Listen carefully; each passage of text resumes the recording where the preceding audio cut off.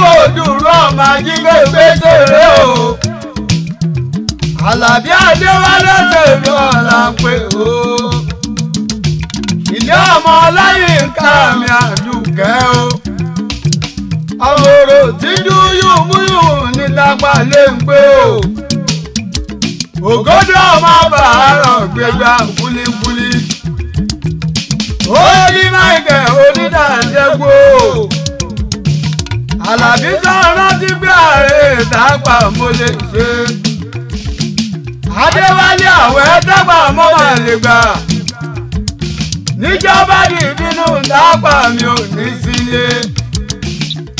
Prince Adéwálé o. Oníláyàyà ọjọ́ mi rẹ̀ tó túlé kan lọ́dún láyé. Òjòjò ní sówó ká má nẹjà o. Gogogo la abẹ́rẹ́ àjílẹ̀ tẹ̀gẹ́ o. Prince Adéwálé lóyún ọjọ́ mi rẹ̀ pèrègùn tí màá wọ̀ títúbọ̀ wá sáyé. Happy birthday to you. Many happy return. Àràpápá la bẹ́tùn dígí jágídá la abẹ́kùn tó pẹ́ láyé. Àlàbí o. Ìlà onídàáṣẹ́gun.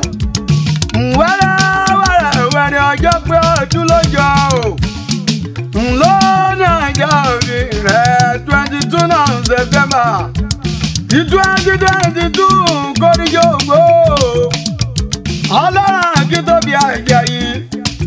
Àjàyí àrùn jìbìkà o. Ṣé bẹ́ẹ̀ mo gúngún ké sí. Ọlọ́run Bàrímù nítàpá. Nítàpá lè ń gbó. Ọlọ́run ọkọ mi dà ìwọ́dà. Ọlọ́run bàbá mi Ọlátúnjí ọdún asáwọ̀ ẹgbẹ̀jì. Ẹ parapọ̀ erúmọ́ gàlè ẹ̀yìndé. Káwá tó ní máa ń gẹ̀lẹ́ ọmọ yóò ní dàṣẹ́ kú lẹ́yìn gbígbẹ́. Kẹ́sẹ̀ fọwọ́ ti lé. Kẹ́sì lẹ́yìn. Gbígbẹ́ àwọn màlẹ́kà ṣe fọwọ́ tàkòjì òrìn tó bá jáde síta lẹ́yìn o. Prince Adéwálé o. Ilé ẹgbẹ́ ọmọ lọ́tà. Ọmọ ajá ti mú mi kíkan o. Àlàbí o. Ìwà lọmọ òsílẹ̀ ògùn parẹ́ ògùn dé. Òní ọjọ́ mi rẹ̀ ọmọ olówó dúró ọmọ ajíbẹ́ gbèsèrè. Mọ́mọ́ ń gbé. Èèyàn ọmọ olówó ní ọrọ̀. Àwìn mẹ́nu kúrò ní tòwó. Lọ́ní ọjọ́ mi rẹ̀ Àlàbí.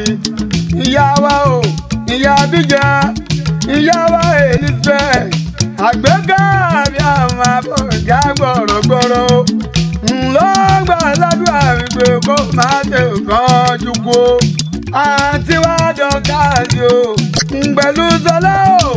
Pẹ̀lú Sọ́ni òun bí Sọlá. Rẹ́sẹ̀lì o. John Kristiana òun fún mi láyọ̀ o. Mojírólúwa o. Pẹ̀lú Adéhùn ẹ̀mí ẹ̀rín tó sì o. Àtẹ̀mí àgàrègò. Pẹ̀lú ìmùlẹ̀ ní afárí ògbó. Ńlá ní kásọ̀ fún ẹ̀ wípé Nsọ́yà Nfàṣẹ Àǹtúà lọ́bì ó bọ̀nà Èsàndé Àlàbí kó